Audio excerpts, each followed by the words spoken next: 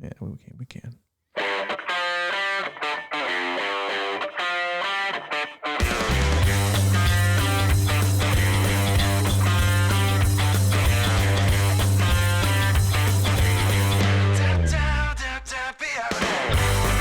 Welcome to the Triathlon podcast.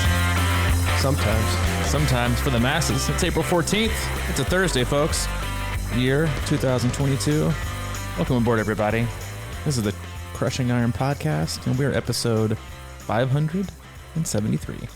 Yeah, divide that by years. Divide that by years.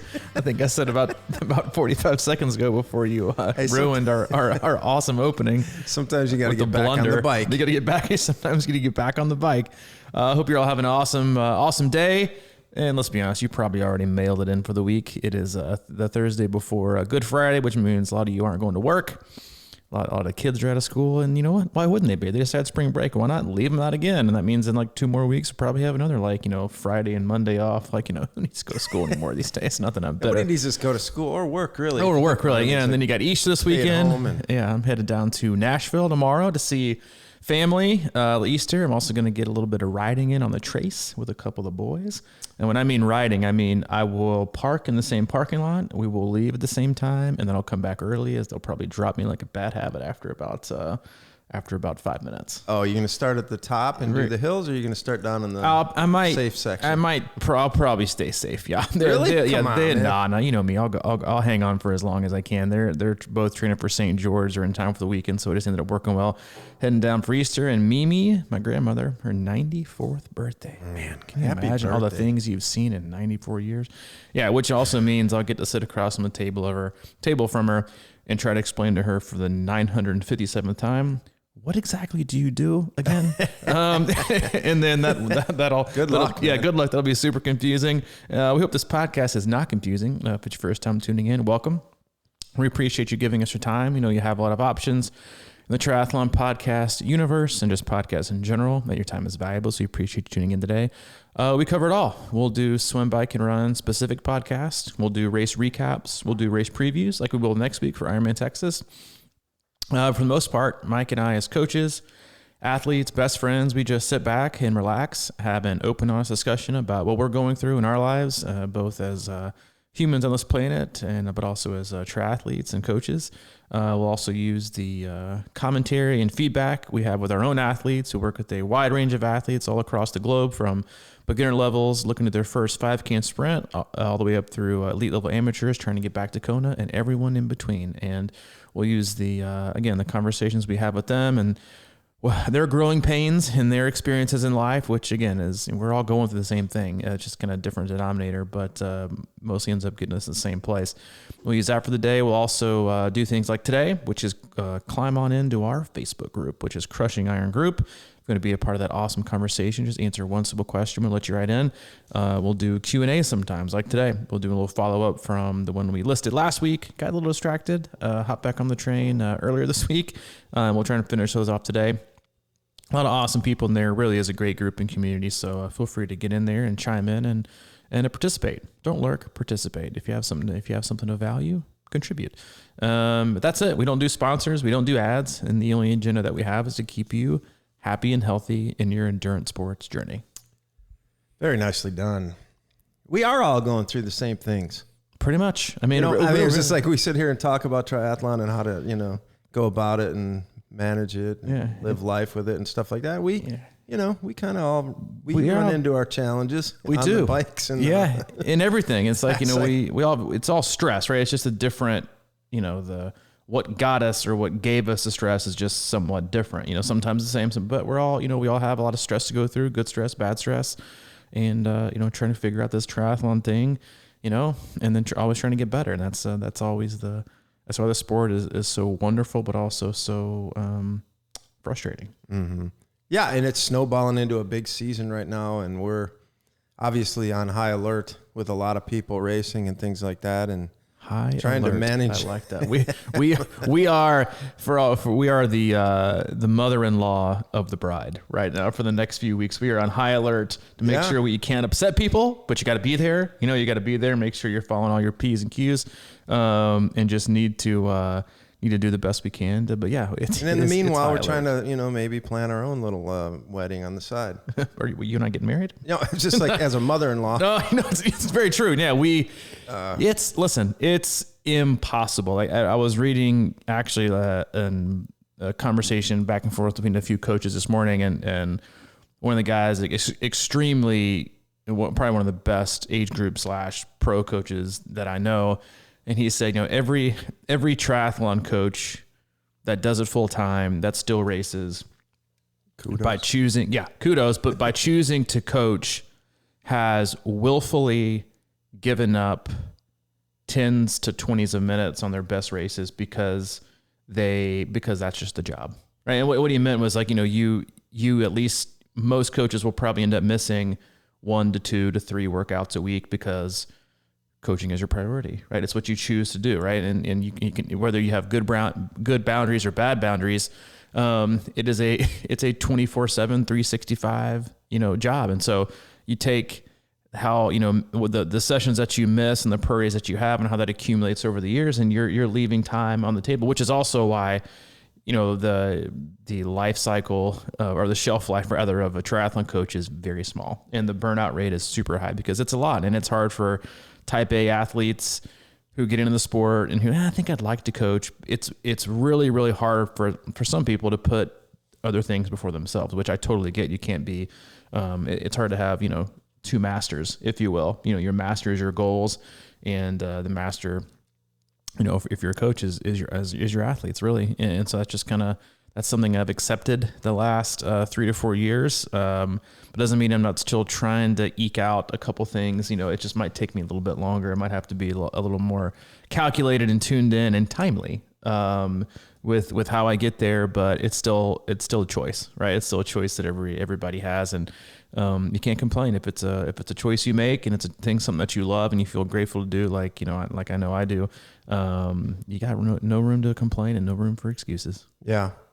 And it's interesting that you read that article today. It is. This is because I'm still planning on doing Chat 70.3, but I'm just warning everyone that if you're looking for like a coach performance out of the, I mean, like seriously, I just want to. Are you hedging your bet right now? It sounds like you're hedging your bet. I'll be honest with you. I almost asked you yesterday. In 30 minutes, I'll be on the podium. Yeah, I almost asked you yesterday. I was like, "Are you sure you just don't want to work the booth with me?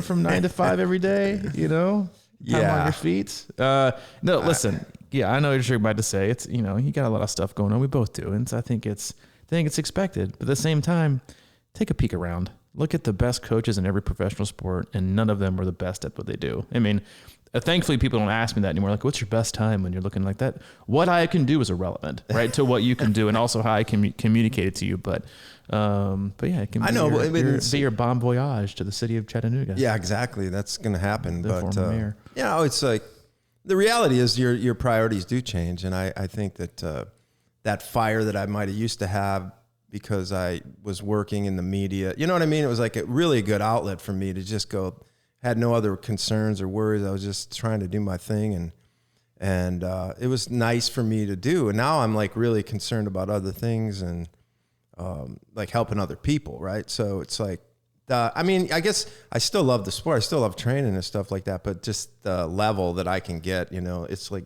it's legitimately pulled back.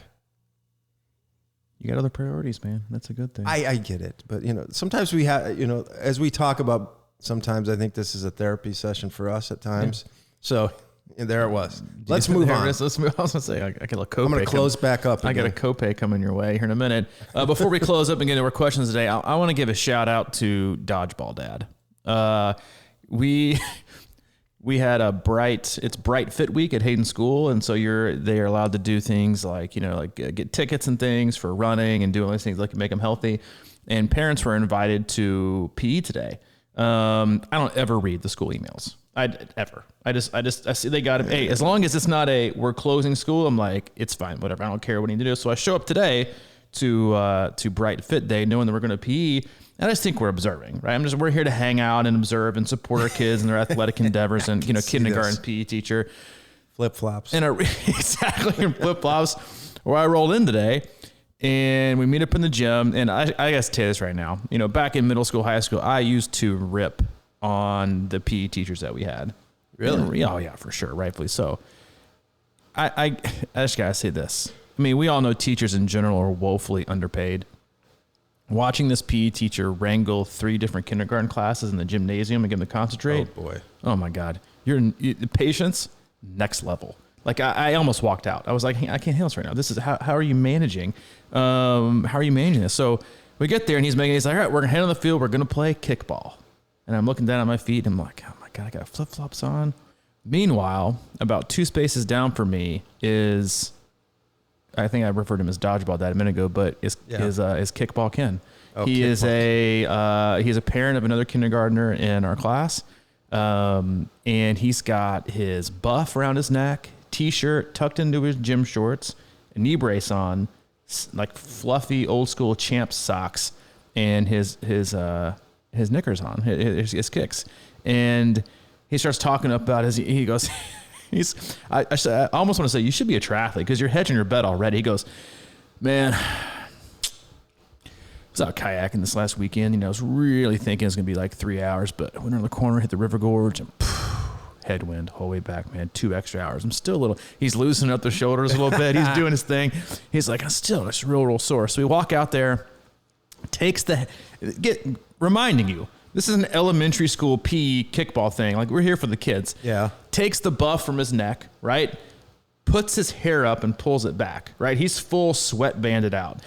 And I'm looking at it and I'm like, oh my gosh. Like, I don't know that I can handle this right now. So we get out there and he starts to dictate the arrangement of, I mean, you can imagine like trying to get kids to be in the correct part of the field, like and not all huddled in one space. Yeah.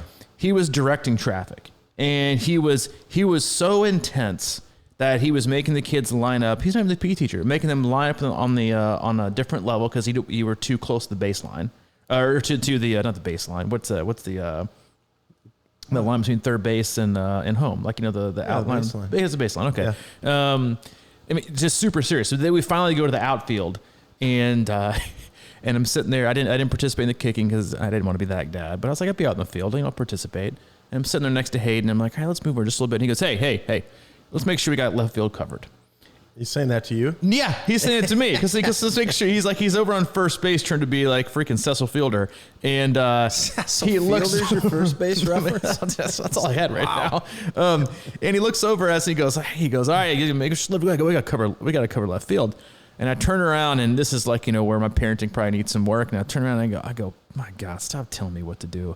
And Hayden looks at me and goes, I'm going to go tell him. I go, what? I go, whoa. I said, tell him what? I said, I'm going to tell him, stop telling us what to do. And I was like, listen, you know, maybe I shouldn't have said that. And then I'm whispering, I'm like, yeah, but it's true. And he's like, hey, he's kind of bossy. And I was like, all right, let's just hang tight and do our thing. Let's move over and we'll play shortstop. And, you know, we did well. But anyway, it was like, you know, don't be that dad. Don't be that parent. That's like one of the reasons why I gave up coaching kids as much as I used to in the past. It wasn't for the kids. It was because the parents, right? Mm-hmm. They take it so seriously. I'm like, go pick up a hobby, right? Because I knew for like, he probably carb loaded up the night before. And he probably was like doing stretches on his like mat for like 45 minutes before he came out. Probably had his Beats by Dre headset on, listening to some like Bon Jovi or something as he rolled up in there, ripped off his jumpsuit. And I hope he gave you guys a good visual. But yeah, just a reminder for all the parents out there, don't be that. Support your kid. Let them be the highlight. And then obviously, if you see a parent doing that, be careful what you say under your breath because your kids are going to listen. Wow. Yeah. Anyway. Did he kick one? No, he was afraid to. I was like, please have him kick one because I was expecting one of two things. One, blown hammy, total whiff and a blown hammy. Right. Mm-hmm. I'm out. That's it. It calls for like, you know, ambulance or the school nurse to come check him out. You know, rips, you know, goes off the court like Maurice Cleaves back in Michigan State Final Four, you know, and then only to come back and, you know, say you love my sports references today, don't you? Mateen Cleaves. Cleaves, whatever.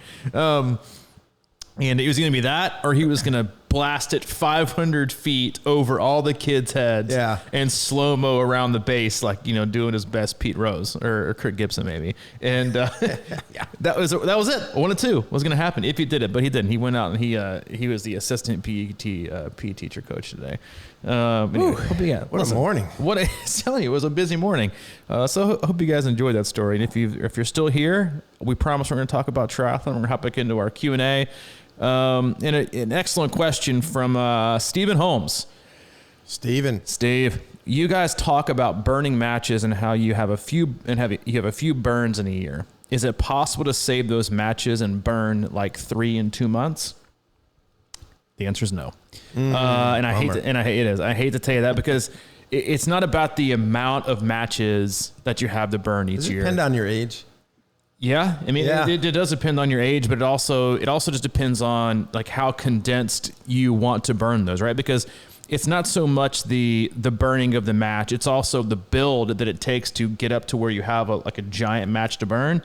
But it's also the recovery needed in between. Like, so you can't ask that much of yourself in a 6 or 7 week window, right? You have to. That's why you see, like, when you look at professional athletes or even age groupers, if they have a coach or they look for guidance and just don't sign up for whatever race they want to without telling anybody, is, you know, you're looking at like, you know, a early season and a late season, right? You want a huge build, a huge focus, and then you want to absolutely bury it and give it everything you have on a race. Well, in order to do that, the recovery time in between is significant. Like it's going to take a while. So you can't expect to think about it this way. You know, in order to burn a huge match, you have to build it up, strike it, let it fire, and let it, and then taking the visual is to watch the match. You know, you light it, watch it burn down all the way to your thumb, right? Well, in order to build that match back up to where you burn it again, it takes time, right? So if you want to go burn 3 matches, you're probably going to burn your thumb on the 3rd one because you're not going to have anything left to burn. There's going to be no match. So while, you know, and I think it's hard for athletes to kind of wrap their brain around that. And when they talk about A races or main focuses of the year, is that you really have one shot. I mean, not one shot, but you really have 2.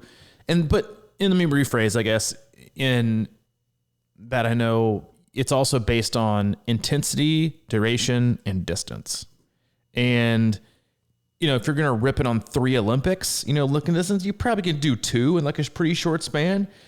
But if you're talking like 70.3s fulls or marathons, not a chance, especially marathons. Like you can't ask it of yourself. You may...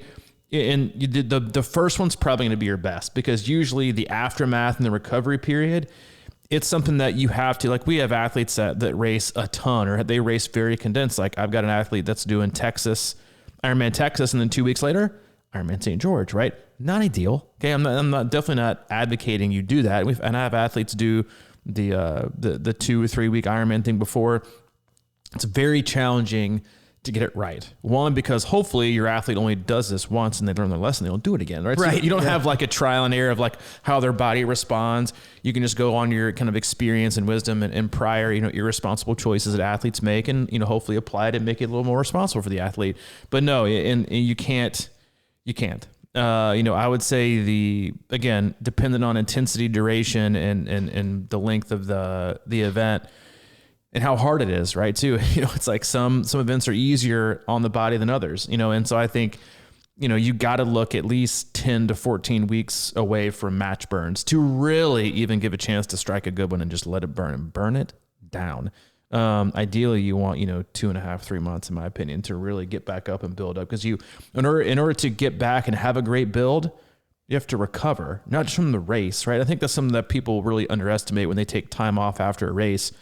You're probably not just recovering from the race, right? You're recovering from the gigantic build and volume you did before the race. All those you have to have peaks and valleys in training and in fitness. You can't be so obsessed with seeing this like really, really, really slow inching up trend of fitness because you're never going to get to where you want to get. You're going to become stale. You have to have, you know, periods of, you know, detraining, right? Becoming unfit in order to get much fitter than you were before. But that's a very, very hard concept for athletes to wrap their brain around. Yeah. It's like, I think maybe you could burn a few wet matches, you know? You could burn a few wet matches? What does that mean? It's like not quite as hot, you know? Yeah, but it's all relative. I think, I think a lot of this stuff depends on first of all, like I said, in your age, but your fitness level, depending what do you mean by burning? I mean, like how much did you actually burn? Like you said, did you burn it down to your thumb or whatever? Did you kind of spark up for a while? And I've always kind of sort of believed that depending on your fitness level, really probably even elite athletes don't train peak, weeks more than 6 or 10 times a year. You know what I mean? Like even just peak training. Yeah. So you're talking about doing an Ironman or a marathon all on, that's include that with peak. I mean, that's like a whole week of peak training or more probably. And then you got that whole, like you're saying, you kind of might feel okay a week later after Ironman or marathon or something like that. But man, that fatigue is so deep and everything like that. And, that's the perfect example why most people do a late season Ironman and kind of get back in, and then it's like Thanksgiving. It's like I got too much going on, but really what your body is probably just like saying, bro, you got to slow down because and again, like I said, I just think it's all relative to your fitness level too. So how hard do you push, and were you able to push that hard, or were you kind of undertrained? Like I will be going into Chat 70.3. I don't plan on burning a match. Mm-hmm. You know what I mean? It's just going to be kind of a cruiser. But you never know with me. Do you need a lighter? you might need a lighter. When I get to that run, it might start burning. Yeah, that's all right. But you never know. But reality, I agree, man. It's like, you got to spread that stuff out. But I don't know. I always think about things on continuums and scales and things like that. So you can kind of get that thing flickering a little bit, but it's sort of like the boiling pot of water. Just kind of get it simmering. Simmer to Boil. We had a podcast. Simmer to Boil. Yeah, we did. It's a really popular one too. And I also had, I was having this conversation over the weekend or Monday with another athlete who's super, and this is how complex it is, right? Because the athlete I was talking to has won an Ironman before, has been on the podium in Kona before, is racing Ironman Texas, but it's kind of like a precursor to Kona this year. And they were asking, how do you know when you're peaking? How do you know what peak feels like? How long does it take to peak, right? And there's always this huge, 3 weeks out from a race, people start freaking out, right? Because I think I'm peaking too early. And they're like, you don't even know what peaking is really. And peaking to me is, and yes, can you only peak probably twice a year? Yeah, because again, we talked about matches. Think about, layering of a cake. You want a gigantic cake with some icing, right? But peaking is the amount of icing that you put on it. And icing being intensity, being the speed in which you can travel over the distance that you've chosen to do, right? So you got aerobic fitness and you have the icing, which is how fast, and which is, race pace intervals, above race pace intervals. How fast can I travel? The faster you travel, the harder, and the higher your intensity, right? The longer it takes to recover from an event. Cause that's why I've always think the open marathon, you're smashed for a month, right? It's a race from start to finish. It's not the Ironman marathon for 98% of the people who race. It's a zone 2 jog, right? And yes, it takes recovery, but an open half marathon, or if you're racing the marathon at the end of an Ironman, you're demolishing your body, right? You are actually because the intensity and the load is higher, right? And on your joints and everything. Peaking lasts about 2 to 3 weeks, max 4 for people.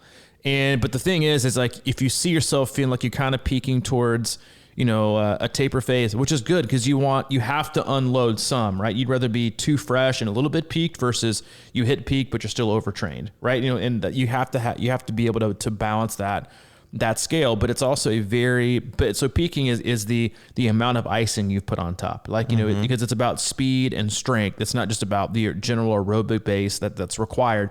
But again, in order to do that, right, and be at your best, right, and not have to change stimulus, which is again how peaking ends up happening by a change in stimulus, and then your body's like, okay, I get what you're doing. I'm gonna not regress, but I'm gonna kind of get stale. I see what you did there, and some athletes respond really, really well and quickly to, if they do a lot of zone 2 work and then you sprinkle in, a 2 or 3 weeks of intensity, boom, you might see a lot of icing come on the cake, right? Some people need longer periods of that. But if you put 2 weeks on of icing, doesn't necessarily mean that 2 more weeks of icing is necessary or even needed, right? Because you might be putting another layer and then you'd be like, that's a little bit too much icing and your kick falls over, right? You've done too much intensity, you've passed your peak, now your body's changing, the stimulus needs to change. Now you're like, shit, I'm kind of like no man's land, which again is another reason why you can't burn 3 matches in 2 months. It's just not, it's not possible. I just had a quick interest. You were talking about heart rate drag before, like when testing and stuff like that. And it just occurred to me that maybe there could be, I don't know if it's kind of recovery or you almost call it peak drag. Whereas if you get in, because I'm looking at some athletes that do we need a longer taper or a shorter taper depending on how much they're put on or how much fatigue it is. And I guess it's technically recovery, but it's interesting because, your body does its best work, the most important work when it's resting and sleeping. The recovery of it. And it's like really making the stuff that you were doing get right to work. So it's just interesting for me to kind of think about that now, as in if you're peaked up 3 weeks out from an Ironman, and would some of that work keep settling in for the next week or something like that, and then you recover or whatever. I'm just it's kind of mentally coming up with a new theory. It's not really a new theory. Well, that's my thing is I never have the right words for it, but but everyone unloads differently, right? Everyone unloads differently, and so I think like one of the things that I do sometimes, depending on the event and time of year and the importance of it, or if everyone likes to have like a very stagnant or not stagnant, a very absolute removement of intensity and volume, right? It starts at, for some people it starts at 3 weeks out. Some people starts 2 weeks out, right? From a big race. And they just want to see a huge fall off, right? You want to go, you have 100% of your training, then you want to go down to 80, then down to 50, then down to 30, whilst continuing to maintain intensity in there. Something that I like to do in order to kind of gauge how much load we built up, because you don't want to taper too early either, because then you get too stale, your legs kind of get blah, you lose some of that crisp speed, you lose the tension in your leg, but you want to keep even in an Ironman, is like 3 weeks out. And I did this with a lot of the athletes we have for Ironman Texas. I kind of do like a teaser. It's 3 weeks out, even though I don't like a 3 week taper, and I wouldn't call it that. They do like, 2 to 3, sometimes 4 giant weeks, biggest weeks they've had. Instead of making that third week 1 full week of taper, what I usually do is like I'll front load 3 pretty chill days, like 3 pretty easy days, an easy swim, maybe 1 day, maybe even a day off, and then like a super chill Wednesday. 3 days, it's still enough time, right? And then on Thursday and Friday they kind of wake things back up, and then Saturday, Sunday it's still pretty demanding, like a harder long ride with intervals, a harder Saturday run. And if they tell you or they comment, after just 3 days, if after, on Thursday or Friday, they're like, man, my legs are alive, you're in the right spot, because you're about to, again, ask a lot of them, over the weekend to kind of prime things up and kind of level off and, start to, smooth the icing out. And then, if it's a Saturday race, then you only got 13 days till race day. You need that to uncover, and because you want to come in a little more fresh than anything before you race a full. So it's a really great way. But after 3 days on a Friday or Saturday, they're like, I'm still super fatigued. Like I'm way too much. Then you got to change the next 2 weeks up, because they might need a longer taper to unload what they have, and then it's just easier to track when you can really see when they're not fresh, because 3 days isn't fresh after like a 4 to 5 week Ironman block. 3 days isn't fresh. But if they start to feel even remotely different, they're freshening up a little bit. Oh, okay. Like now you're able to hit this last regard. Again, build a little more fatigue, but you're building it safely, right? And the hole isn't going to be nearly as big to get out from under when you get closer to race day. But again, tapering is, athletes, even if your coach, should take the most control of that they've ever taken over their build during a taper. Right? Because in order to taper and recover, you got to sleep well, you got to eat well, you got to drink well, all those things. And what affects recovery? Stress, right? So if you're under a lot of home stress or work stress, it's probably better to cut things a little bit short. I would always recommend cutting the volume down. Like if you got an hour and 15-minute ride and there's some intervals in there, make it 45 minutes, but keep the intervals, because you're more condensing the volume. That's condensing the stress, but you don't want to give up staying crisp, right? You don't want to give up getting the legs moving, getting them firing. You don't want to walk up to race day and be like, oh, where are my legs, right? Because they've checked out. They're gone, right? And too many athletes remove all intensity from their taper, the week of and the week before, because they're afraid they're going to get hurt or they're afraid they're going to be too sore. I'm like, if you're going to be too sore 2 weeks out from an Ironman by doing a little bit of tempo work and a few intervals, then you're probably that's you need to be worried about something different. But that's just something you need to do. So to cut the volume and cut some of the intensity, but dear God, don't cut it all. No matter what run you're doing, open up and do some strides. Every time you're on the bike, open up and do some accelerations. Keep things firing. Same thing in the pool. Way too many athletes go into these 2-week tapers, and just stop swimming. Yeah. And if you are not a very good swimmer, then you will lose your feel for the water in about, 4 days. And that's why you should keep it, because feel for the water is what makes you go fast, right? Because you can feel the water that you're grabbing. Don't just, even if it's 10 or 15 minutes, right? In the water, twice, get in the day before, get a good feel for it. Just get that feel back for having, or don't give up that feel by being so concerned you're going to be so fatigued, on race day, which is people just mail it in and give up way too much the 2 weeks prior. Yeah, no, I like that. I mean, it's one of those things where you just want to kind of, flip over the can and stop everything. But you got to, I mean, you just trained for whatever, 20, 30 weeks, and you're doing your big race, and you don't want to, your muscles, you can't have them forgetting how to go about it, especially feel for the water, man. I just I don't know. You're like 10, 15 minutes, like you're saying. I've had some of my best swims when I've just kept swimming a lot. 5 days a week. Yeah. Yep. Keep the feel. Oh, mic almost broke. Jeff, when? Worried about that. Dude, we are the last people you should be asking this question. When to take Advil after a race? Do you embrace the hurt after your big race? Do you remember how it feels, or go with the pain meds ASAP? Outside of Claritin, Mike and I probably take in the least amount of pills and medication of any podcasters you'll listen to. It's fact. It's just a straight fact. If I remember to take it, I might take it just because. But no matter what, sleeping after an Ironman, you're so uncomfortable. You're so chafed. You're like, you wake up at 2:00 and you're starving. I remember the very first full I ever did, Ironman Florida 2009. I woke up at 2:00 and crushed a bag of M&Ms. I mean, demolished it. I couldn't sleep, and I was like, I am starving. What can I find? Bag of M&Ms to the rescue.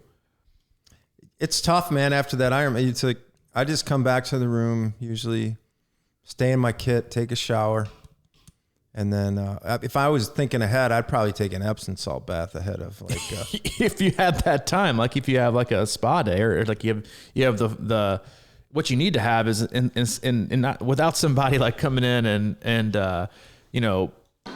going to pick up your bike. What they need to have, and we've actually thought about doing this before, is we need to have a concierge service where they not only do they come and pick up your bike, but what do you do? Mike's adjusting my mic right now.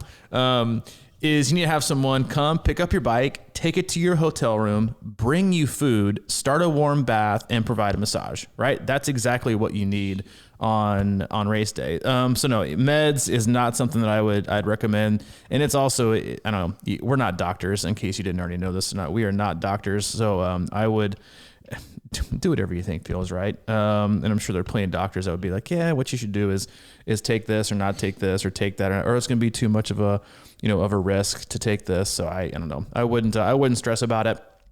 And again, we're not doctors. I'm not going to tell anybody what kind of pain meds to take. Ross Kaffenberger. If you are a new listener, and you haven't listened to all of our podcasts, and most of you probably haven't, and good for you, is go back and listen to his. He has one of our first 50, I think, podcasts we've ever done. And yeah, it's real. It is one of our best podcasts, frankly, because neither Mike or I talk for the most part. He told his story. Go back and listen to it. It is a really, really great, it's a great one. But he asked, every 5 years, we age groupers move up a group. This year, I'm a new 45 to 50 year old. So 45, 49. In the past, I've gotten excited about the aging up. This year, I'm unsure. What do you see as a coach about how triathletes handle aging up and getting older in general? Two totally, obviously like separate questions. One being, if you're aging up, and especially if you're a dude, once you hit the 25, 29 age group, they don't get slower. They get faster. All because they've been doing the sport for such a long period of time. Don't expect to, like, you know, especially if you're in, you know, one of the, like, listen, the 45 to 49, like I think Ironman Wisconsin last year, I think the guy who won it was in the 45 to 59 age group. And so, you know, don't expect to just, you know, let's say you just move up to the, you know, you're 44, you're bumping up to the 45 for an age group. Don't think you're going to just like take the age group by storm because you're the youngest, right, of that. They are unbelievably fast. Like you and I always talk after races, like when we look back at your age group, right, and my age group, and the winners aren't that far off, right? Like if I'm in the 40, 44 age group, you're in the what? 55, 50, 59. They're not far off. Like it's just, they just keep getting at the top end. They keep getting faster. Now there is a lot of lag in the back end. So, you know, I think that's one of the bigger things that you kind of have to wrap your brain around, especially for men, is if you enter into a new age group and your first thought is, oh, finally I get a break, you're going to have a freaking reality check. There is no break. And the same for the women on the top end. They just get faster. The more experienced, people just keep getting faster. It's really kind of unreal.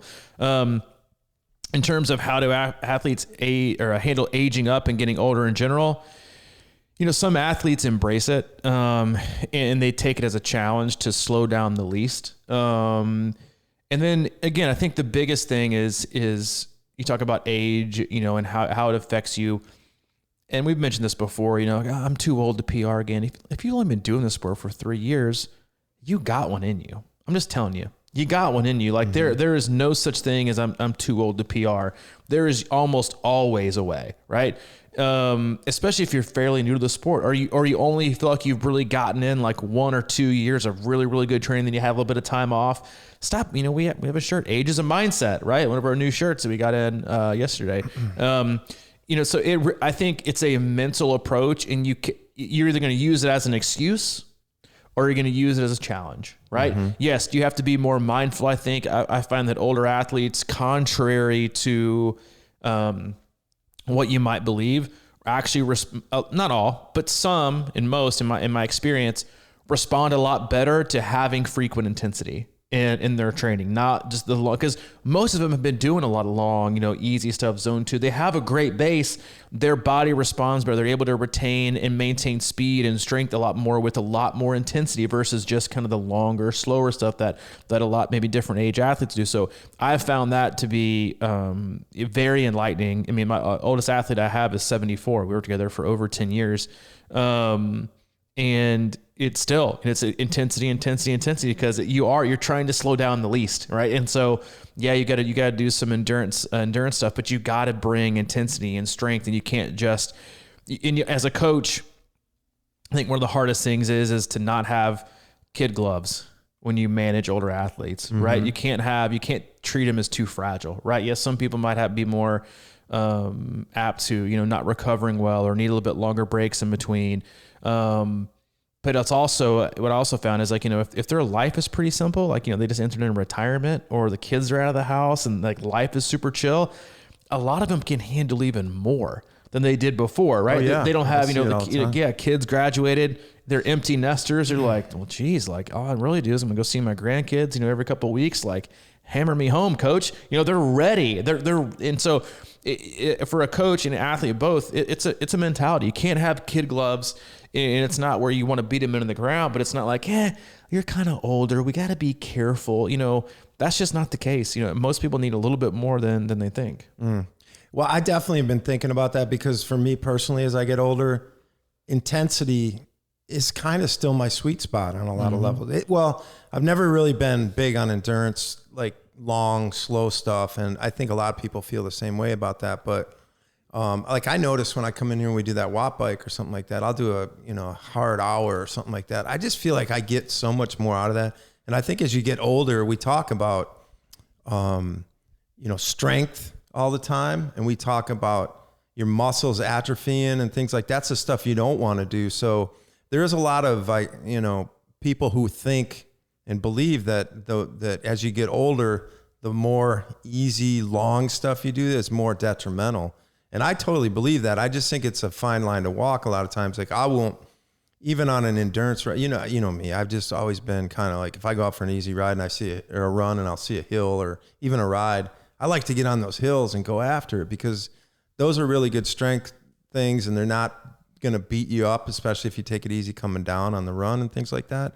So I just like throwing those kind of things in there, and the intensity, but you have to kind of, like you were saying earlier, is you got to kind of trim. If you're going to trim anything, it's like trim the extra off of it and make it shorter, because you got to kind of compromise somewhere. You can't say go for an hour and a half easy run and then go sprint the whole thing or whatever. You might want to, take an hour, make it an hour or something like that.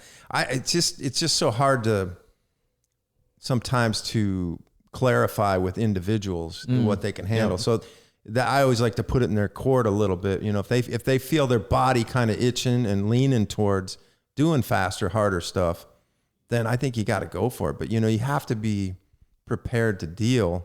And I think, again, I don't think you should go out and just fly down hills all day, because I think that's going to be a problem, but go up them.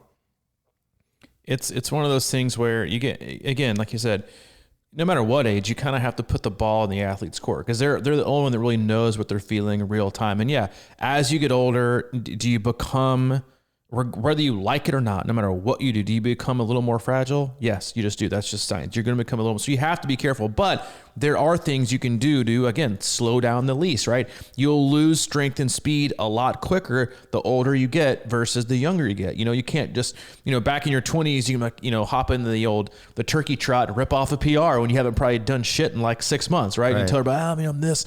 You can't do that when you get older, right? You'll be like Kickball Ken earlier today. He'll take a whiff and he's out for 6 months. And when you're 20s, you can take that whiff, tear a hamstring, go back out and run 20 miles the next day. Like it's just not the same. But you have to stay on it. And people always, on a funnier side, people always joke, well, you just got to wait till you get to the 70, 75 age group. Then, well, if you wait that long, the only people left are the people that have been doing it for 30 years, and you're still going to get your ass smoked. Like, it's just one of those things. Like, if someone makes it the 70, 75 age group, they've been doing this for a long time. You don't see many couch to Ironmans in their 70s, right? They don't have a, at the assisted living facility, they don't have, water aerobics, yoga, and then triathlon training. You're not going to see many people just picking it up, at that end. They're, you don't see many senior living, assisted living buses pulling up to Ironman race morning, right? It's not, they've been doing it for a while. Like, my Mimi doesn't do triathlon, but she still drives at 94. God bless her. Miles an hour too? Yeah. I don't know that she knows how fast she goes. She's at least in a smaller car now. She's not cruising around in one of those like Cadillac sleds that could sideswipe, 17 school buses, and she wouldn't know. Let's see. Next one up. Here we go. Great question. How do you prepare for an ocean swim when you don't have access to an ocean? Excellent question. And, I think I would start off by saying, the number one is mentality. You can't have a mentality that you have in the pool where you have your own lane, you have your own space, and you have to be strong. You need to think about how strong you swim. The things you can get away with in open water. And that's kind of like we talk about when people come in hopping in this pool. As I say, listen, like this is very much open water-esque, right? The pace you see is open water-esque. The current, swimming into a current, right, just magnifies everything you do wrong, right? You don't get any passes. You don't get any freebies. And sometimes, and I'll bring this up now, and this is probably the last question we'll get to today because it's about swimming and I can talk forever, is that, I don't think athletes wrap their brain around if you do flip turns, right? This goes for all open water, ocean, because oceans, I've swam, some of the hardest swims I've been in aren't in oceans, they're in lakes, right? One of the hardest swims I've ever done has been in a lake because you can still get the same wind. You look at Steelhead, Wisconsin, can have a very, very difficult swim. Lake Placid, you get wind on a lake, Muncie, Ohio, any open water to me is the same. Like you can get, Panama City, Gulf Coast, they can be pancake flat. It can be the easiest because in my opinion, I would prefer to take an ocean saltwater swim over any lake swim, period. End of story. Why? Because at least I'm getting salt water, right? At least I'm getting some extra buoyancy and I'm going to ride higher in the water and you're just going to be faster, right? Give me a wetsuit and salt water and it's hard to stay in the water, right? You can almost like run on top of it. A lake, you ain't got that. You can still get the same chop and the same swells in a lake and people just don't understand that. But I was going to mention, I mentioned this before to athletes when they come to the pool. I'm like, listen, open water is so different. If for a guy like me who can do flip turns and do them really well, out of 100 meters swim, I'm probably only swimming 82 to 85 yards. The rest, I'm gliding into the wall, I'm pushing off. Think about that for a minute, right? Think about, so for every 1,000, I'm not swimming 150 yards, right? So compound that over 3,000 and 4,000 yards. You're adding an additional 500 yards, assuming that your body's not used to, right? If you're pushing off the wall, same thing goes if you push off the walls, you glide in, you pause for a minute. It's like the rude awakening we all have if we go from 25 yards to 50 meters. Right. After about 28, 30 meters, you're like, oh my God, my arms are tired, right?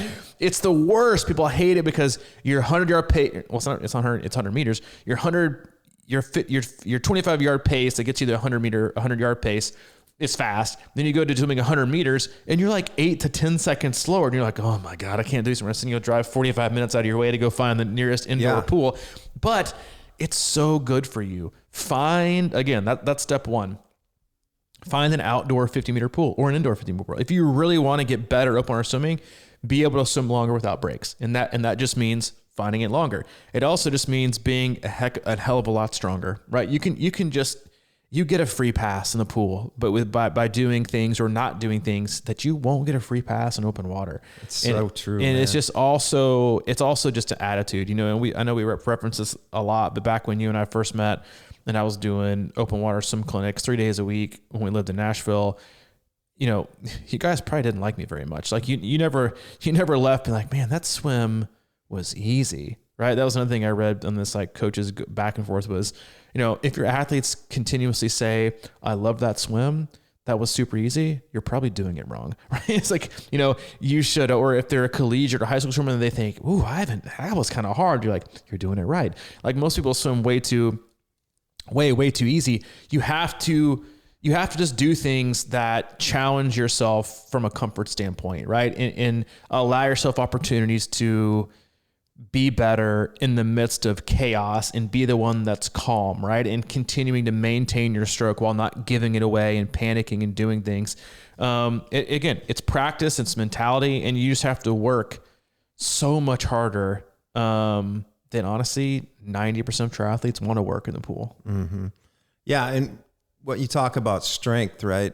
So, and if you go from if you're doing that 50-meter pool analogy that you said, or from 25 to 50 and all that kind of stuff, and you go 100 and you're losing 8 seconds, that's in a pool and you're going straight. You got the line, you're not varying and you still have a wall here and there. And that's why I just think that it's so interesting when you see open water swims, especially in lakes, and people are used to swimming, their 100 or their 145 hundreds. And then they get out and they see their time in the race and it's like 2:15 pace. And everybody's like, what? I thought my swimming sucks. Well, I mean, a lot of strength in the water to me is the ability to keep a consistent straight, stroke. Like you're going straight. Everybody's talking a lot. Everybody like really talks about sighting a lot. And I agree. You have to be a good sighter, but it has to be casual. And we show people how to do that all the time without bringing your head completely out of the water and all that. So you have to be comfortable doing that. So you definitely need to have that down and practice that, because most people don't practice till the race and then they do it 1,000 times and wonder why their neck is sore. That's so true. In aero. Exactly. And so you have to practice it even in a pool.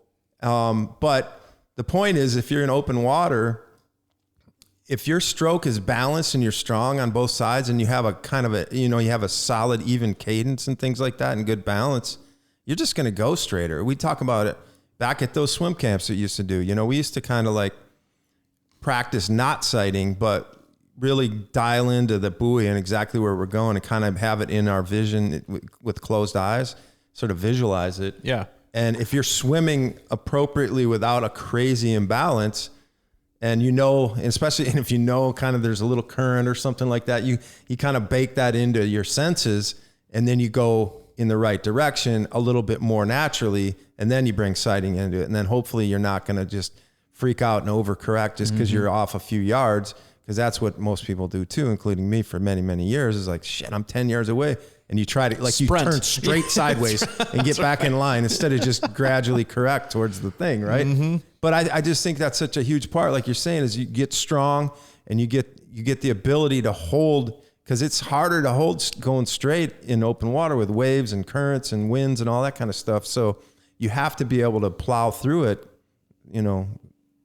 hydroplane plow. Hydroplane. You want to be light and high. Hydroplow. But yeah, exactly. So I think you're right, man. It's just like swim further, And people specifically give me shit all the time that I coach for they're doing 70 points. They're like, why are we swimming so much? Why?